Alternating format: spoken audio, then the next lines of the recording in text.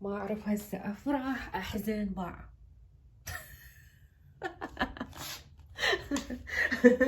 75. يعني صدق كذا ما أدري إيش دا يصير، أنا ما أعرف إيش يصير، بس هذا اليوم الثالث اللي دا أصور بيه وزني وباعوا النتيجة. اكو شي غلط على قولة زماني، اكو شي غلط، اكو إن بالموضوع. اليوم قعدت شوي نفسيتي احسن، فراح ارجع الروتيني اللي هو انه اسوي بيض الصبح. اني شلون وقعت بهاي المصيبة؟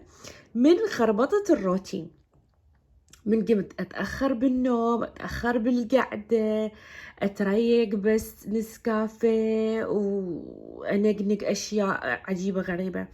هسه راح ارجع للقهوة مالتي السادة بدون حليب، واسوي مالتي البيض المسلوق، ونطلع نتمشى ونصير عاقلين، لان هاي كارثة اللي يصير، كارثة. الكرش وصل يعني الى مراحل كلش ميؤوس من عندها.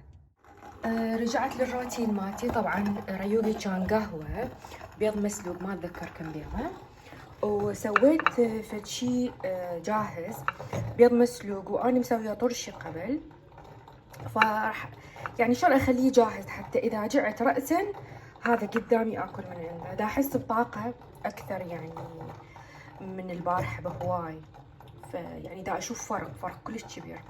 اخذت الفيتامينات مالتي، ولحد هسه اني ماشية 414 خطوة، ودا احاول قدر الامكان انه ما اقعد، يعني مثلا اقعد مثلا نص ساعة بعدين امشي، نص ساعة امشي، نص ساعة امشي، دا الاحظ فرق، يعني اكو فرق كلش كبير، خصوصا من الناحية النفسية. الحمد لله اقدر اقول الازمة وعدت. هذا ريوق اليوم والغدا، المفروض يعني ريوق غدا. تدرون هسه اني يعني الطريقة الوحيدة حتى اكل بيها طرشي على مود الامعاء مالتي. وشي ثاني انه انتم ملاحظين هسه بالجديد الاسعار شلون صايرة؟ كارثة. كلش طيب هذا، والاسعار صايرة نار. تخيلوا انه كل شي صار دبل. ف شنو قمت اسوي؟ قمت اشتري خضروات كلش كميات كبيرة واخليها اسويها طرشي، هم زين الصحة وهم اصرف. اوكي، فهذا فيديو اليوم. وبالنسبة لي انا دا اشوف تحسن، ظهري لساته يوجعني لكن يعني احسن من قبل. يعني قبل كانت النفسية تعبانة، ظهري مكسور وخربطة على جميع الأصعدة. شفتوا مخربطة بكل شيء.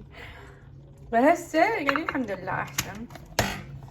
بس راح اخذ كوب قهوة ثاني، غلاص يعني، غلاص شنو هاي، كوب صغيرون، هذي تشي قهوة صغيرين، شايفين انتم؟ اي اوكي، هاي كبداية انه رجعت الروتيني، واخيرا خل اشوف تغيير الوزن شنو.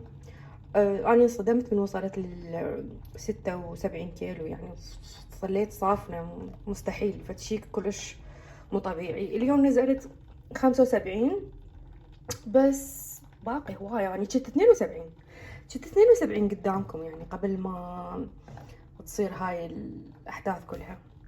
فان شاء الله راجعة.